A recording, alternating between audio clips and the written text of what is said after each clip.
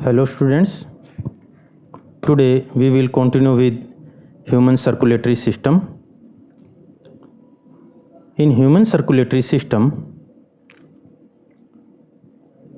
this system is also called blood vascular system because in this circulatory system blood is flowing through the blood vessels, so this is also called blood vascular system.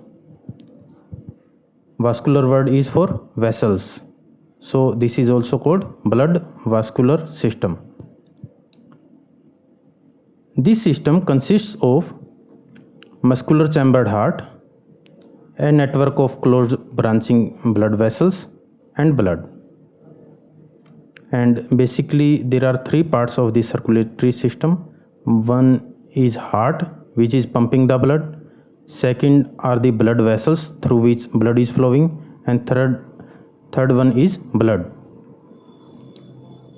And blood is circulated through the blood vessels, and in blood vessels blood is circulating under the pumping action of heart.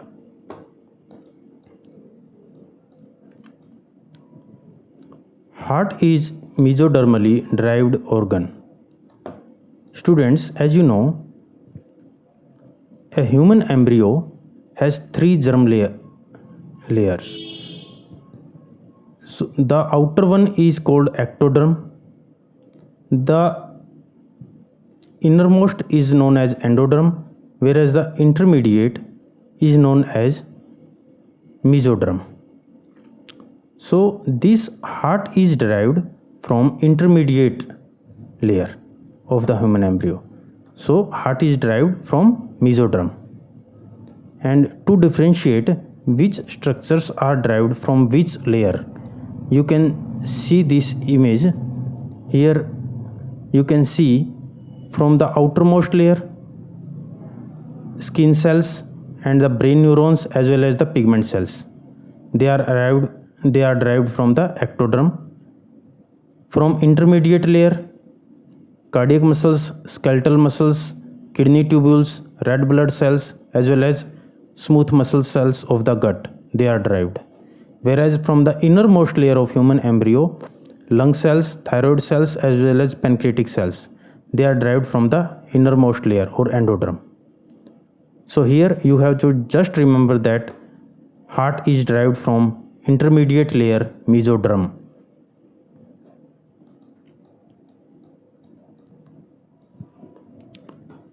Heart is situated in the thoracic cavity in between the two lungs. And students, as you are seeing in this figure, heart is situated in between the two lungs, slightly tilted to the left. And if you see here in this figure, this right border of the heart is more prominent or more closer to the chest wall than this left portion. So this right portion of the heart is more closer to the chest wall than the left portion, and this is because this heart is tilted towards the left. This heart is tilted a bit to the left. Next thing is, it has the size of a clenched fist. And students, the size of the heart is the size of a clenched fist. जैसे बंद मुट्ठी का जो size होता है वही इस heart का साइज होता है.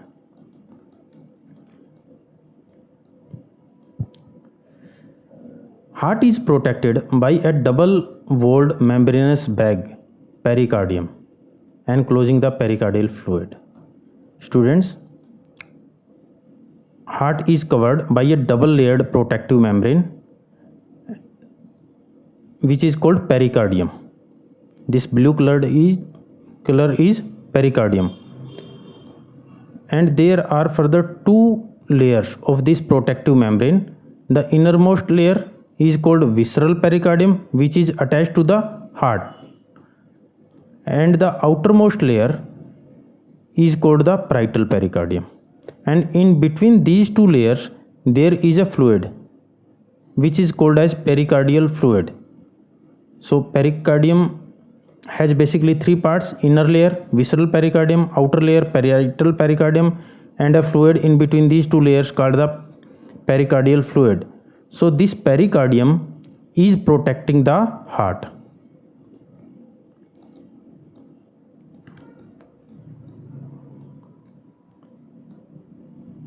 Our heart has four chambers: two relatively small upper chambers called atria and two larger lower chambers called ventricles.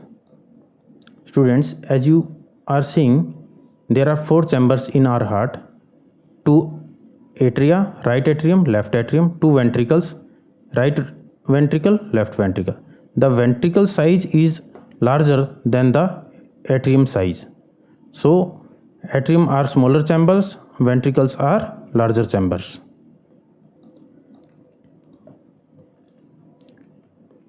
A thin muscular wall called the interatrial septum separates the right and left atria. And students, you see, this is the interatrial septum. Inter means in between the two atrium. So this is called interatrial septum. So this is the septum located between the two atriums. So this is called interatrial septum. And similarly, in between the two ventricles there is interventricular septum.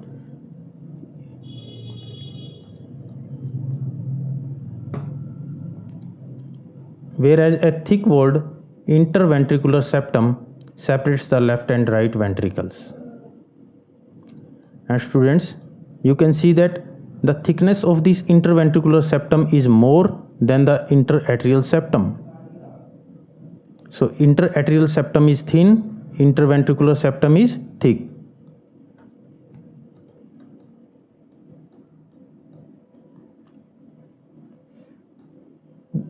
The atrium and the ventricle of the same side are also separated by a thick fibrous tissue called atrioventricular septum. And students, you are seeing here, this is atrioventricular septum. This is a fibrous tissue septum which is situated in between the atrium and ventricle. So atrium and ventricle are separated by atrioventricular septum. As the name suggests, atrioventricular means in between the atrium and ventricle. Atrioventricular septum. This is the fibrous tissue which is separating the atrium from the ventricle. Atrioventricular septa are provided with an opening through which the two chambers of the same side are connected. And students, you are seeing here, this atrioventricular septa has a opening. On both sides there is opening which is connecting right atrium to the right ventricle, left atrium to the left ventricle.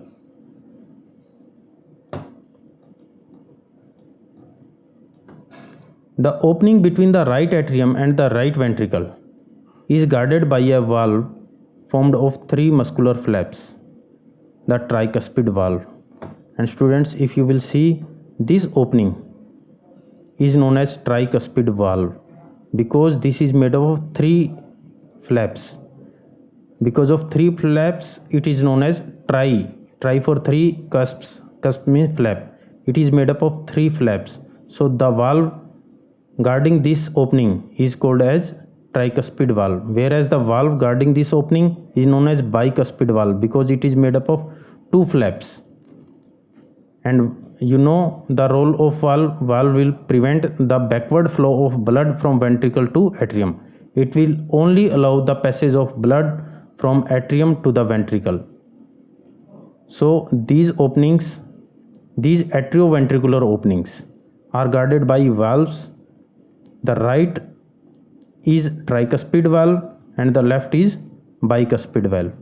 Tricuspid because it is made up of three flaps and bicuspid because it is made up of two flaps. I will show you here what I mean by three flaps. As you are seeing, this is tricuspid valve and there are three flaps. One is this, second is this, and third is this. These are the three flaps which are opening and closing the valve.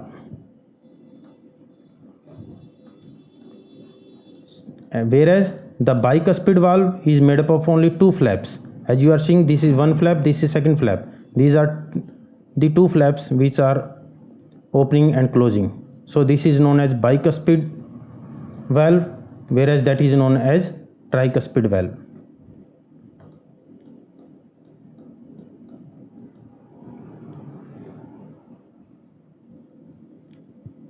Now students, the opening of the right and left ventricles into the pulmonary artery and the aorta respectively are provided with the semilunar valves. And students, here if you will see, this is the aorta which is arising from the left ventricle, and this is the pulmonary artery which is arising from the right ventricle. So this opening of aorta as well as the opening of pulmonary artery, they both are guarded by a valve, and these valves at the opening of the pulmonary artery and at the opening of the aorta, they are known as semilunar valves. They are known as semilunar valves. And you know what is the function of valve? I am again repeating, the valve will prevent the backward passage of blood from pulmonary artery to right ventricle and will prevent flow of blood from aorta to left ventricle. This will only allow passage of blood from right ventricle to the pulmonary artery and from left ventricle to the aorta. This is the function of the valve, and these are known as semilunar valves because they are also tricuspid valve. Just like the tricuspid valve, they are also made up of three cusps, but when these flaps gets closed, they give the appearance of half moon. So they have been named separately semilunar. So these are called semilunar because the flaps of these valves gives appearance of half moon. So they have been named separately as semilunar.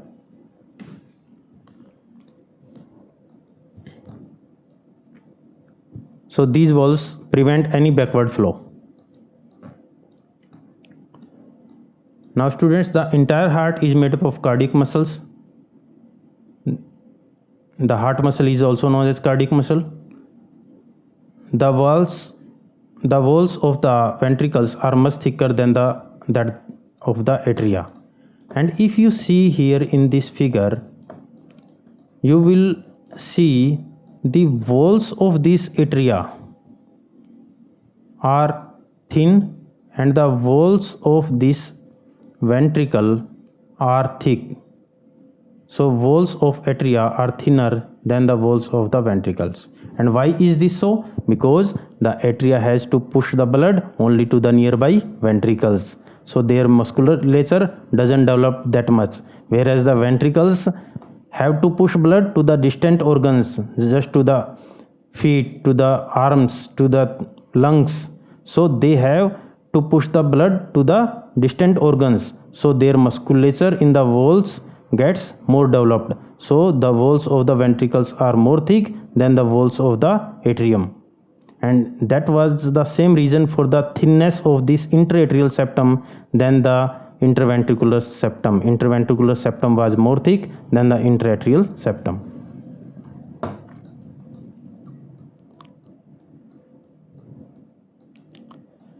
And students, next we will continue with conducting system of the heart. In addition to the cardiac muscle, a specialized cardiac musculature called the nodal tissue is also distributed in the heart. A special nodal tissue is also distributed in the heart.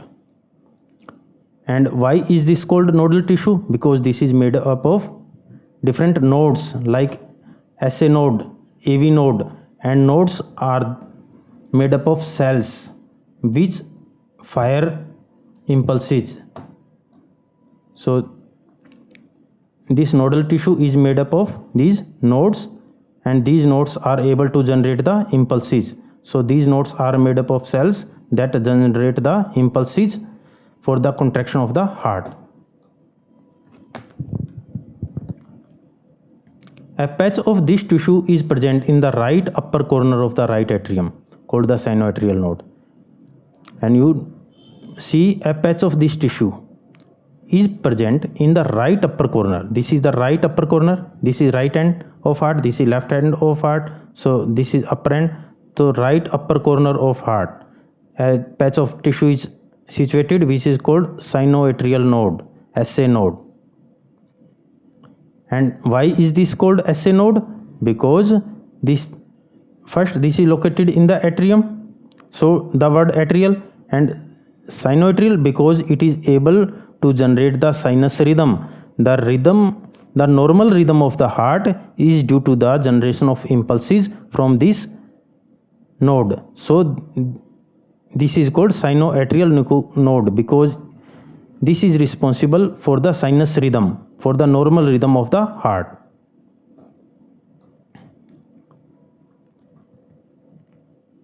Another mass of tissue is seen in the lower left corner of the right atrium. This is right atrium and this is its lower left corner. So another mass is situated in the lower left corner of right atrium which is called atrioventricular node. This is called atrioventricular node.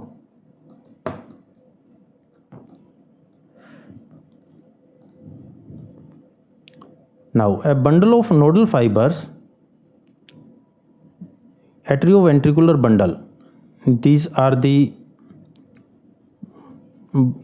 bundle of fibers which are called atrioventricular bundle, and the second name of this bundle is also bundle of His.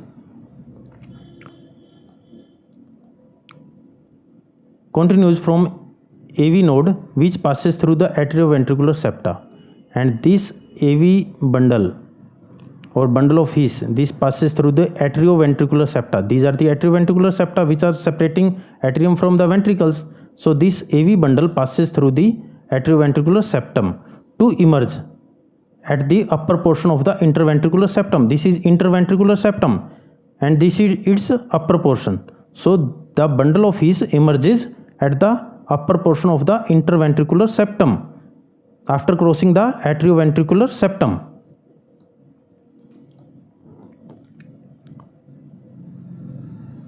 Which passes through the atrioventricular septum to emerge on the top of the interventricular septum and immediately divides into right and left bundle. And it divides into the right bundle branch and left bundle branch. These are the two branches of the bundle of His, right bundle branch and left bundle branch.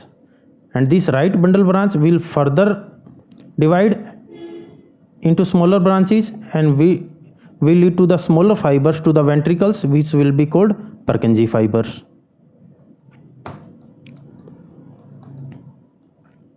These branches give rise to minute fibers throughout the ventricular musculature of the respective sides. So right bundle branch will give smaller fibers to the right ventricle, left bundle branch will give smaller fibers to the left ventricle, and these fibers are called Purkinje fibers, and these fibers are called Purkinje fibers. So this was all about the conducting system of the heart. SA node, from impulse is generated from SA node, impulse goes to the AV node impulse goes to the bundle of His, then to the right bundle branch, then to the left bundle branch, and then to the Purkinje fibers which spread the impulse to the ventricles and leads to the contraction of heart.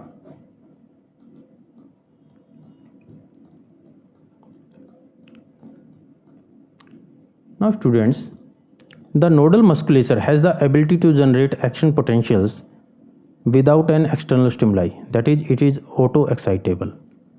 Now this SA node generates impulses, generates action potentials, and this generate spontaneously, no control is there over SA node, so it is auto-excitable.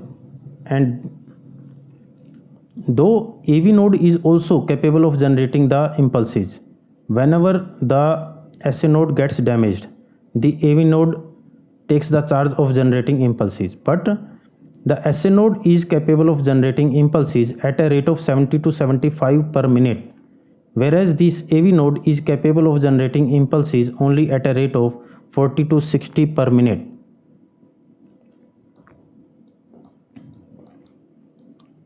However, the number of action potentials that could be generated in a minute, means the number of impulses that can be generated in a minute, vary at different parts of the nodal system. So they vary at different parts of the nodal system, means SA node and AV node.